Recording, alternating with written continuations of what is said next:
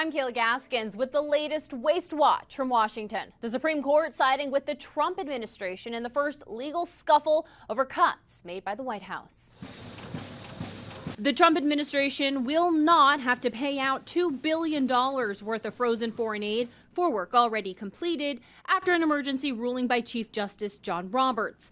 It's a temporary pause, giving the court time to evaluate the request and does not settle the dispute. On day one, President Trump ordered a 90-day freeze on foreign aid. Lawsuits quickly followed. The court papers reveal the full scale of the Trump cuts to USAID, slashing more than 90% of foreign aid contracts. GOP lawmakers concerned over how the money was being spent. The Democrat-run USAID should not get to use our federal government, our U.S. taxpayer dollars, as their party piggy bank to push their radical agenda. Amid the cuts, 1,600 USAID workers were fired. Employees given just 15 minutes to pack up their offices. It's been quite tragic. I think there's been a lot of a lack of communication. Most people have had their email accounts shut off, so they're getting notices third party from Facebook groups. Meanwhile, at the Environmental Protection Agency, Administrator Lee Zeldin planning to cut spending by 65%. It's important that we make the EPA operate as efficiently as possible. There's been about 1,000 people